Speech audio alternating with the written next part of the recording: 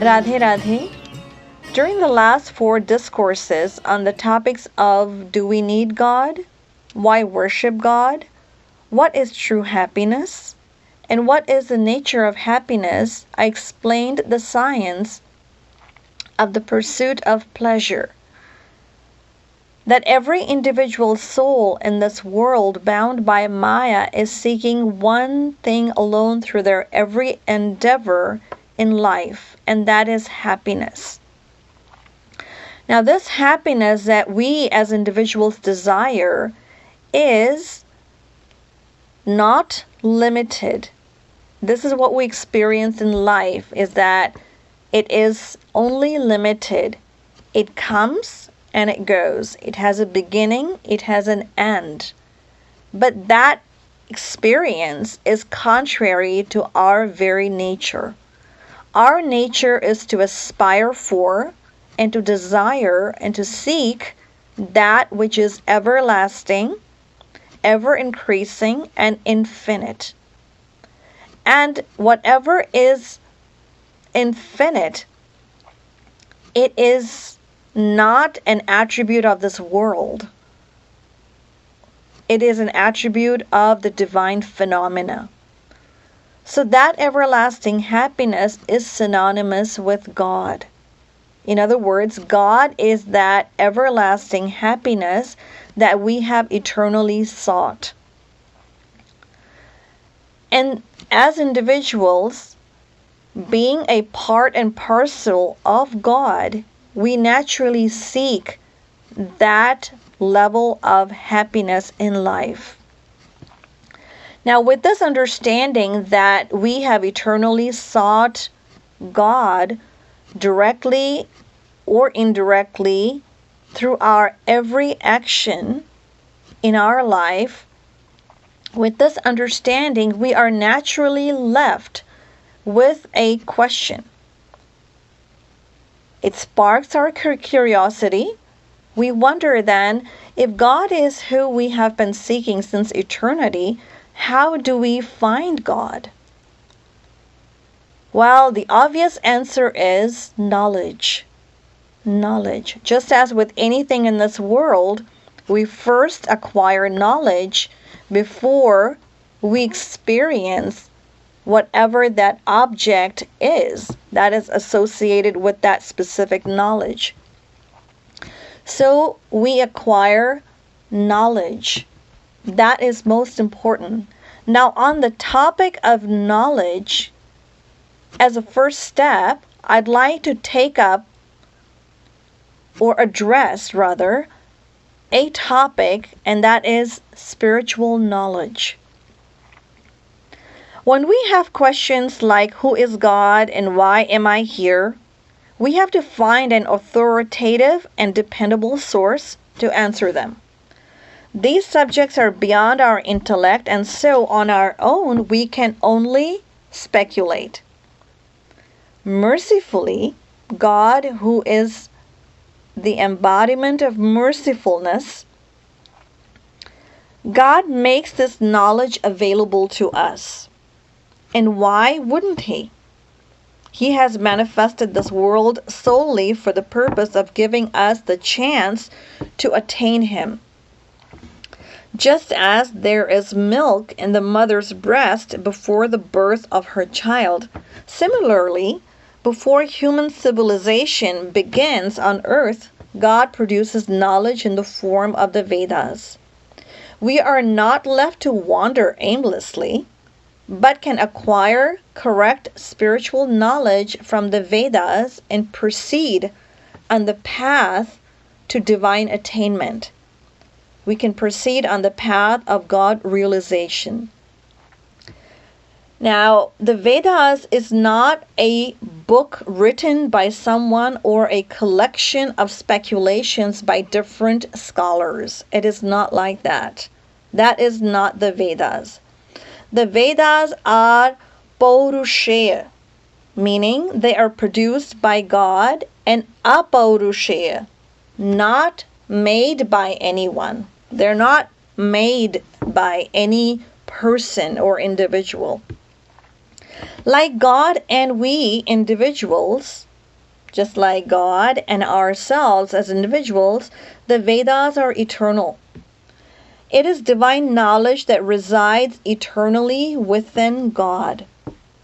In fact, the Vedas are considered to be God Himself. Vedo Narayanah Sakshat. Vedo Narayanah Sakshat. There are other divine scriptures produced by God-realized personalities and by various descensions of God. These are based on the philosophy of the Vedas and perfectly coordinate with it.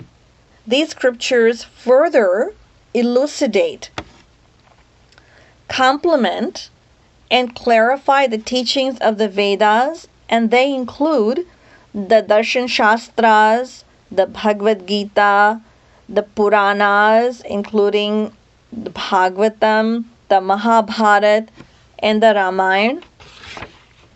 The priceless treasure of knowledge is the guiding light for all those who wish to accomplish the goal of their very existence in this world. There's one thing that you must keep in mind, however, that the Vedas or any scriptures are not, let me repeat, they are not for self-study, which is a very common practice the world over. These are divine scriptures that can only be understood by a divine mind, and that too only with God's grace.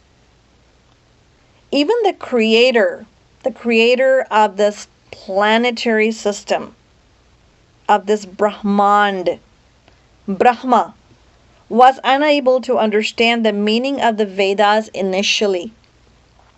Only when he surrendered to Sri Krishna and received his grace did the meaning become apparent to him.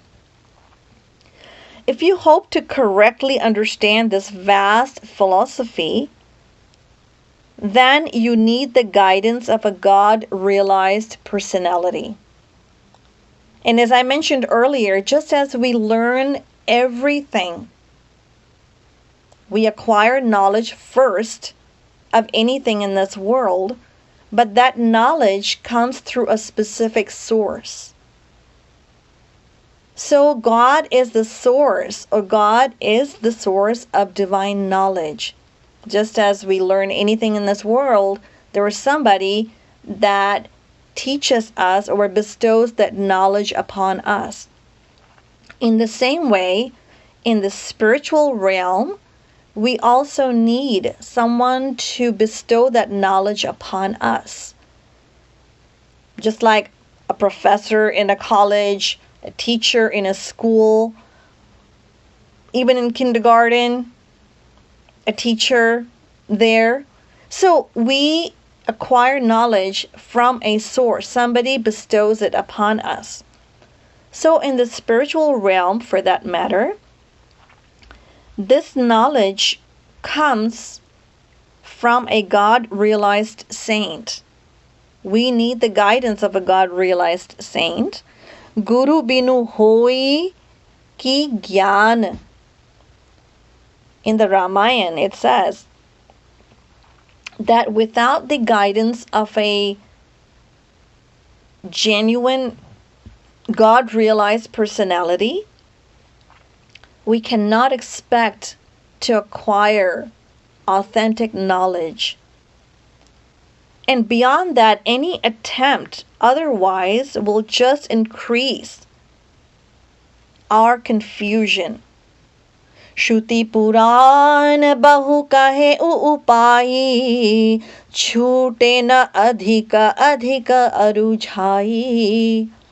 Ramcharitamanas.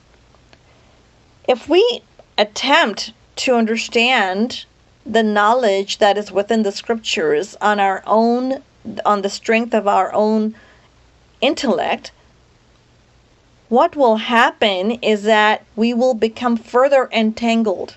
We will become further confused. And therefore, a great saint as Tulsidas ji says, it is only with the help of a qualified teacher that true knowledge can be gained. So this is what I wanted to address in today's lecture, was what is spiritual knowledge and what is the source of that spiritual knowledge. Now, how do we acquire that? Where does that come from? These are some of the topics that I will be addressing in my upcoming lectures. I will leave you with these thoughts. Shrimad सद्गुरु सरकार की जय, श्रीमद् युगल सरकार की जय, जय जय श्री राधे, जय जय श्री राधे, जय जय श्री राधे.